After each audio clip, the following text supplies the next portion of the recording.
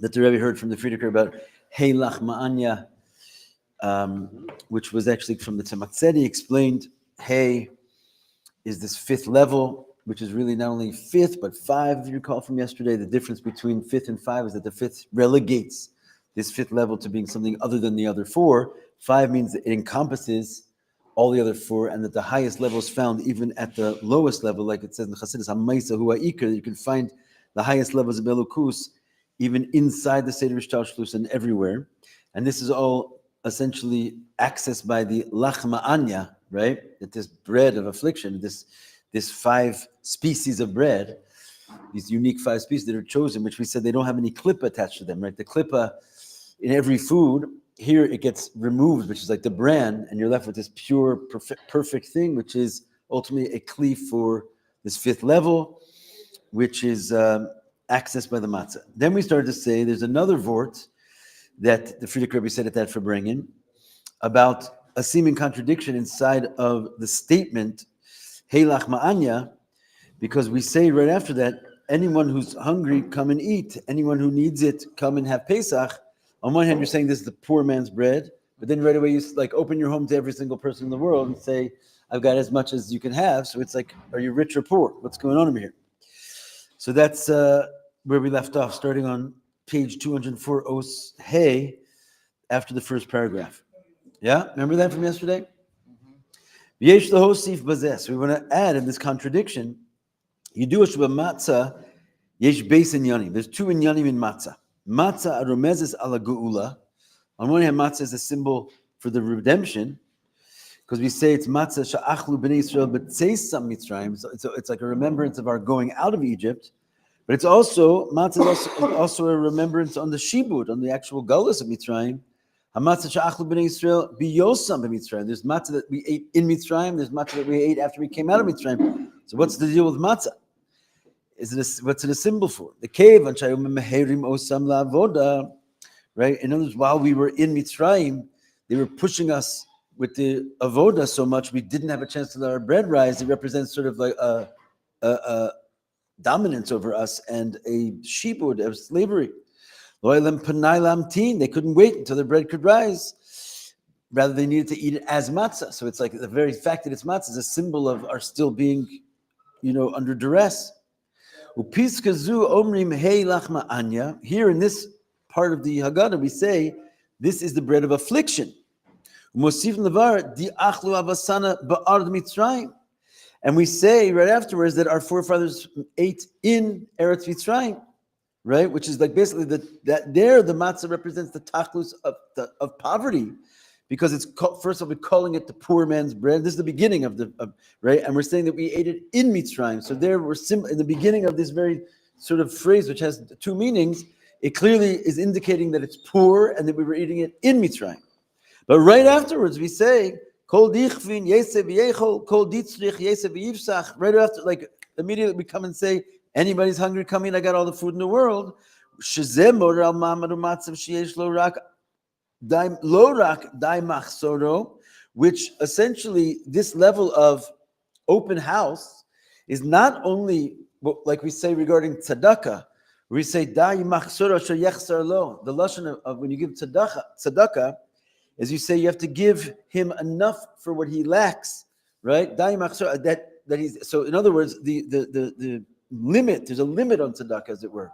That once you fill the person's lack, you're no longer mechoyev to give him tzedakah anymore. So we're saying that when it comes to this open house policy, it's way beyond just tzedakah. It seems like an unlimitedness, because even if the person doesn't lack, you got more and more and more for everybody. So you have enough not just to fill their lack, but rather you have what's called a shirus,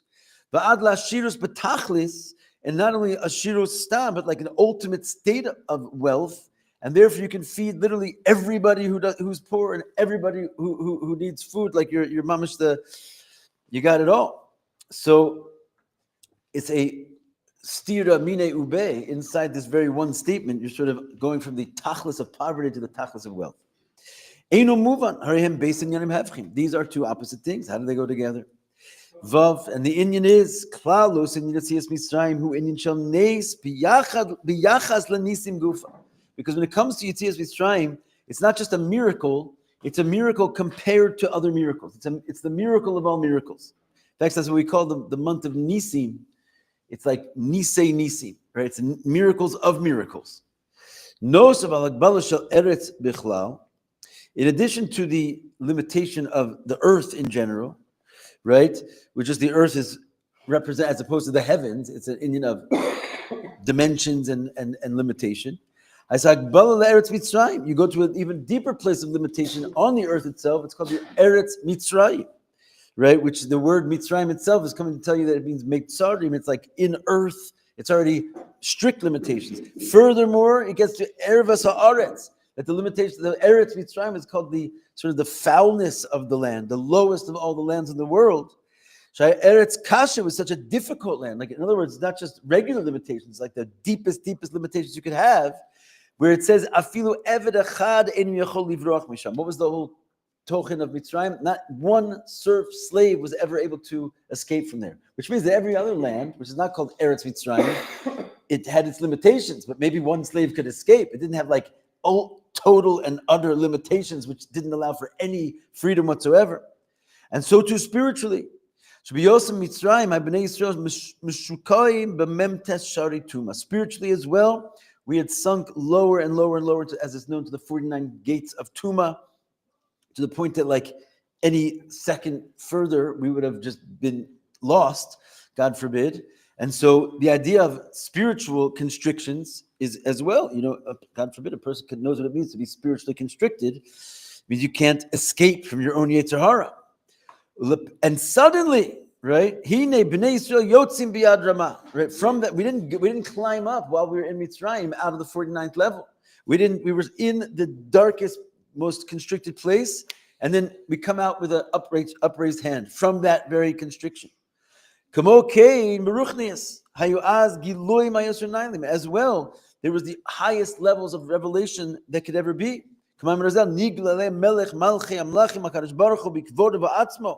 And we'll see soon that this language that we say in the Haggadah, it's all very exact and explicit, that what was revealed to us, not just the king, right? Melech Malchei Amlachim, the king of all kings, which is HaKadosh Baruch Hu, and not only HaKadosh Baruch Hu, but Bichvodo Uba'atzmo, his glory and his essence, which was representing the highest levels of revelation. As it's explained in the Kisvei Arizal, Tzorech HaGeula Ha'yidei HaKadosh Baruch Hu Bichvodo Ba'atzmo. Right? Why is it that we had to be saved, the Arizal explains, from such a high level of godliness? In other words, when we say in the Haggadah, right, that we say Hashem saved us, hu v'lo acher, right? There's this old legend that He saved us and not an other, not a malach, not a saref, right? Not an angel, no sort of like lower dimension. There's plenty of messengers that Hashem has that He could send. Right, like we saw in the Chumash not long ago, Hashem decided He got angry with us. So He said, I'll still take it to Eretz Yisrael, but I'll send an angel. Right? Hashem has many messengers, many levels of Elokus that could have been dispatched to save us from Mitzrayim. Why do we negate them all and say, no, it had to be Hu ba'atzmo, bichvod ba'atzmo, melech, malchem, lachem, HaKadosh Baruch Hu. So our Arizal explains, Ilu hayazeh ayde malech, o saraf, o shliach, o acher. Right? There's the four Lashonos that we sort of negate. It wasn't an angel, it wasn't a messenger, it wasn't any other. If it would have been by any of the others, what would have been the problem? Too much tumah. So they couldn't have made it in. Yeah. What would have happened? It says, Hayuhem ba'atzmam nivlaim b'neihem. The angels themselves that He would have sent would have become enemies. In other words, not only would they not have saved us, they would have been contaminated, as He said, from the deep, dark levels of Klippa, and they themselves would have become sort of angels of negativity as opposed to positivity. Mitzad godel hashikua b'mem tes shari tumen. You could be so low that you're basically unsavable, right? Anyone's not only going to try and help you, you're going to 100% drag them into your mess, and you're going to corrupt them as well. So there was nothing left for us. There was no hope except for Hashem Himself. There's like one uncontaminated level, which is Him Almighty Himself. And that's why it's not just that we kind of randomly had this amazing revelation, it's that nothing else could help us except for the essence of Hashem. And what is this level? We could Niglale Melech Malchei Amlachim. It refers to Malchus de Ein Sof, Tiferes HaNelam, Ad Bechinas Atzmus, as it's explained by the Rebbe Rashab, right? That basically, what is the idea of Melech, Malchei Amlachim? Is the notion of, there's lots of levels even of Malchus, right? There's Malchus of Atzilus, there's Malchus of Ak, there's Malchus of Arich Anpid, Malchus of Atik, right? What he's saying is that there's something called who's the Melech, Malchei Amlachim? Who's the king of all kings, is what we call the Malchus of Ein Sof. What is Malchus of Ein Sof, by the way? I mean, not that any of us can really answer that question, but how can we put words behind that a little bit more? If there's a Malchus of Ein Sof, is there a Yesod of Ein Sof? It's something unusual, right? Malchus of Ein Sof, the way it's described, it's like a talus. It says a knaf, right? The corner of the talus is still part of the talus, but it's sort of this place where the talus represents the makif, right? Why do we put on talus every day? We wrap ourselves in it. It's because we're trying to basically say there's this all-consuming level of Or Ein Sof that negates all the world. But in that very all-consuming level of Or Ein Sof, it has an edge, right? And the corner of the talus is called Malchus de Ein Sof. It's still the talus. It's not other than the Hashem. It's just sort of like this place where it converges, where in theory from that kanaf, you can make tzitzis that come off the kanaf. Tzitzis representing the hamshacha of the kavim and the worlds. How many tzitzis are there in total? There are 32 strands, right? On all four tzitzis. So the 32 represent basically the Seder Ishtalshlus, the 32 pathways of Chokhmah. So all that is just coming off the kanaf. So you have to have some like intermediary point where in Ein Sof itself, there's some kind of like edge of Ein Sof. And this is essentially Hashem himself, right? It's some way of communicating with the infinite. And therefore, it's what it means, Melech, Malchei Amlachim, HaKadosh Baruch Hu. It's like shooting you up to this notion of Malchus of Ein Sof. And that's just Melech, Malchei Amlachim, Melech, Malchei Amlachim. Then there's HaKadosh Baruch Hu. Right? HaKadosh Baruch Hu is even higher than that. We call Tiferes HaNelam.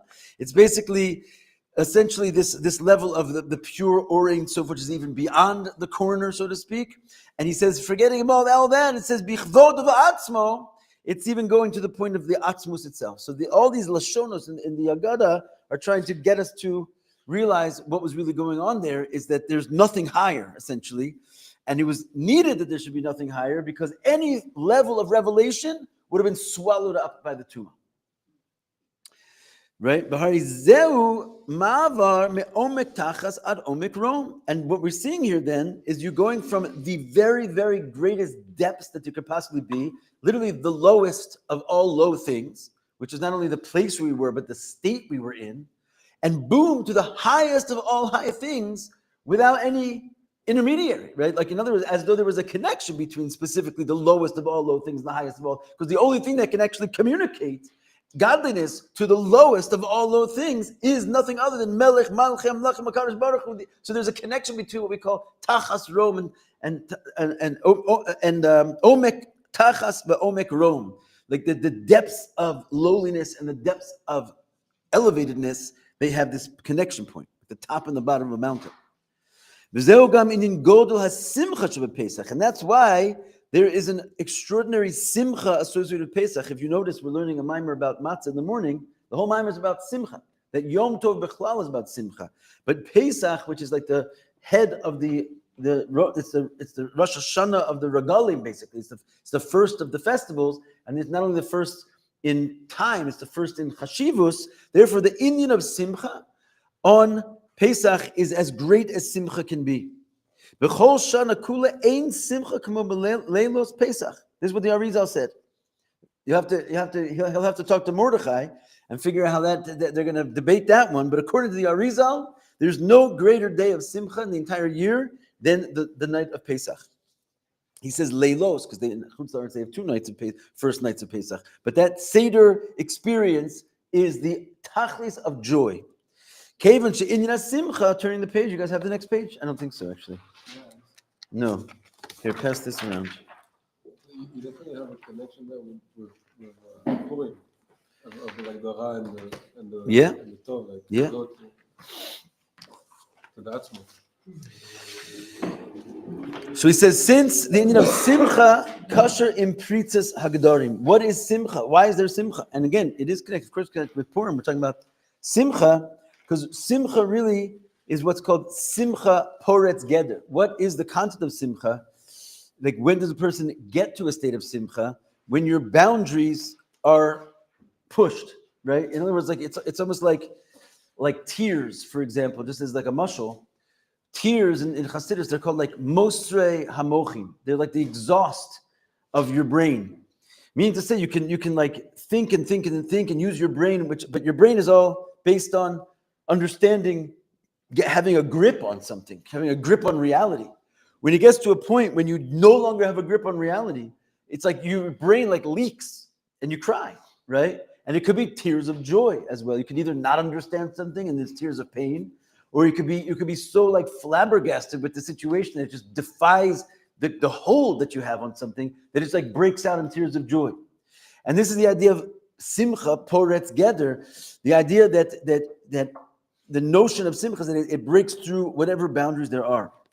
ומצד פריצת הגדרים יכולים לעבור ברגע אחד מעומק תחת לעומק רום. And because there's a boundary being broken, this is why, and like the essence of boundaries are being broken, this is why you can go from the greatest depths to the greatest heights, right? This is an Indian of breaking boundaries, right? Boundaries would be like, okay, let's take a step up, until we like slowly, in an organized, bounded way, remove ourselves from this. None of that is possible. So the only way out is Shviras Mitzrayim, breaking the boundaries, right? What's the idea of the Makos of the Mitzrayim, right? And Makkah, like we said, Mitzrayim bivchoreim, that you break the Egyptians even with their own firstborn. The whole idea of Yitzias Mitzrayim for a Yid, which we're supposed to remember every day, is the idea of going out of boundaries.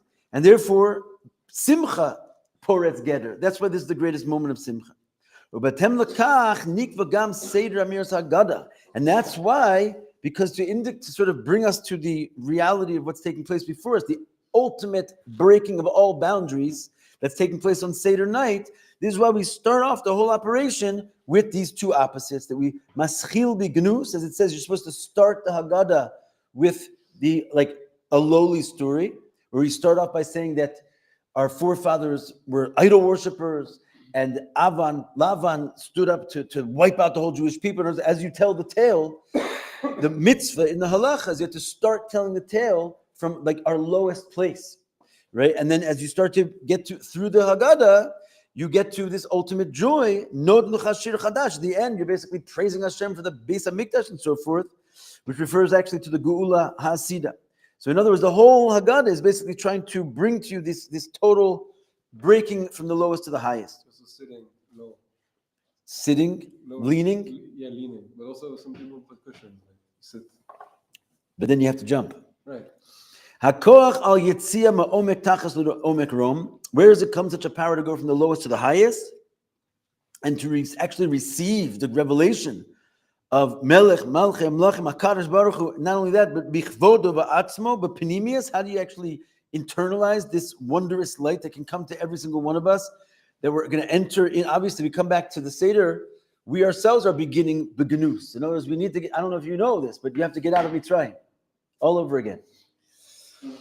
I mean, are you guys feeling like everything's okay? I don't think anything's really okay here, right? So you're coming to the Seder. It's not a joke. It's not a remembrance of the past. It's like mamash, like the only thing we have left, a heartfelt prayer to get us out of this gullus, right? And you want to actually internalize it in a panemius. Nothing's going to get me out of here except the essence of God Himself, because everyone knows themselves where they are, and you're at the bottom, right? So you need to mamash have something to break the boundaries. What do? You eat a matzah, right? It's the old Jewish matzah trick. The kol yimei Pesach, all the days of Pesach, like we learned this morning, every one of the 7 days of Pesach, we have a custom to eat matzah, and particularly the first night of Pesach. What do you eat matzah with? Your physical teeth. And what do you do with it? You turn it into blood and flesh like your own flesh. This is the idea of internalizing Elokus in the highest levels. We spoke about this morning in the Maimer. That what is matzah? It's this idea of katnus abba, right? Who remembers what this is? The idea is that you take like mamash the ayin eloki, which is beyond the yesh, which is the total like infinite level, which in and of itself does not materialize because it's beyond the whole state of yesh. And what does Hashem do? Again, he connects omek rom with omek tachas. He can make ayin become a yesh, like we spoke about this morning. It's the difference between, there's like basically three things to think about. Either Hashem is ein od bilvado, in which case there's no world, or there's a yesh, in which case you do not see any elukus, and all you see is the other, and you're in a state of total mitzrayim. Or there's this weird intermediary state, which is called the neshama. And the neshama is ayin that becomes a yesh. In other words, it's nothing that you can touch and feel and becomes a something. It like enters into the domain of the world of yesh, but it maintains its properties as an ayin, and that's basically what a matzah is. That's what matzah is. It's katnus abba. It's like a fancy terminology, and it's not. It's a real thing. It's made out of flour and water, and you might think it's just another cracker. It's not. It's like this instrument of tachlis of elukus sitting in a flat piece of bread.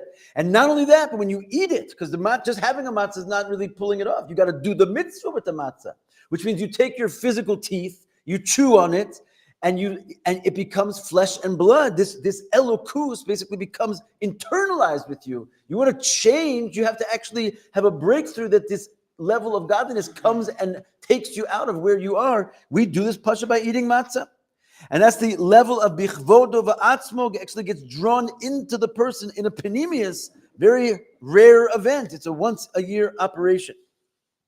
And then we can also understand why, as we're approaching this mitzvah, we say the Haggadah, in which case we start off with the words Hey lach ma'anya, right? We start off by saying this is a bread that our forefathers ate in Mitzrayim. It's poor man's bread. It starts off with the omek tachas, the lowest of all possible places, a state of abject poverty, right? That's what we say lach ma'anya di achlu avasana ba'ara b'Mitzrayim. It's the type of matzah that represents being in Mitzrayim.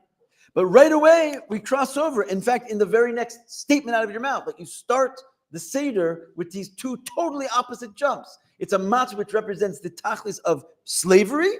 And the next word you mention, right? You immediately, everybody can eat at my table. I have like an infinite amount of food for every single poor person in the entire world. In the next breath, which is the tachlis of ashirus and omek rom. To the point that we come to the future redemption, which is what we say at the end of the Seder, L'shana haba ba'ard Yisrael. I'm sorry, I didn't get to the end of the Seder yet. We say it right there. L'shana haba ba'ard Yisrael. Right? We right away say in the next year we're going to be in Eretz Yisrael, not Eretz Mitzrayim. Hare asida Eretz Yisrael she's pashas b'chol artzos. So the Rebbe is kind of giving us a bracha that where is this Eretz Yisrael? It's the Eretz Yisrael of the future, which will be the entire earth. You heard it here first. The whole world will be Eretz Yisrael. And he says, V'shana haba b'nei chorin. Right? The next year we're going to be free. She says, Giluya atzmus. How can you be free? Right? Any of the saraf or the shliach or the malach, they're not really free because they're all mugabal and limited in some way. The only way to be free is to tap into the atzmus, which has no boundaries that he can find you even in Eretz Mitzrayim. And this is the true Indian of Bli Gavul. So that's what we say, right? Next year in Eretz Yisrael, next year will be free, meaning we're going to be in this world of Cherus, the level of freedom, which is total Giluim beyond Hagbala. And this Hamshacha is in Chag Pesach. It's drawn down not only for the day of Pesach, for all the year. As the Rebbe said, Friedrich Rebbe used to say a lot, and the Rebbe quotes this almost every year, that at the end of the Haggadah in the Nusach Chabad, right? There's all these little nuances and details that we sometimes overlook. But at the end of almost every other Haggadah, it ends with the words Chasal Sidur Pesach. You know what that means? If you take a Chumash, you have one over here? Anyone have a Chumash on the table? There's one on the top. Is a Chumash? Is that Chumash or a Siddur? There's one on the top of the page right there. This is a Chumash? Oh, yeah. Take a Chumash. That's good. Let's see if this is a nice Chumash. So if you go to the end of most parts, I'm not sure in this book they have it. This one doesn't have it. Thank you very much. Thanks for nothing. Okay, no, but it says basically at the end of every part, most Chumashim, also in Chabad Chumashim, by the way, it says at the end of every parsha, Chasal, right? Parshas Yisro, right? You've seen that, right? And basically it means the end, because, I don't know if you noticed, but there's no punctuation in the Torah. So when the Mefarshim come in and basically organizes, they say, here's the end of the parsha. Most of the Haggadahs of Pesach, at the very end, it just says Chasal Seder Pesach. It's like, okay, you got to the end of Pesach. But in the Chabad Seder, it's intentionally removed. What's the idea behind it? Because it doesn't end, right? The whole idea is that we do not end the Seder Pesach. It goes on forever, because the Hamshach of Pesach continues continuously on the whole year. So this is sort of like this idea, basically, that let me just see the timing. Okay, this idea will wait. Okay, so next, Bezrat Hashem, we'll continue with the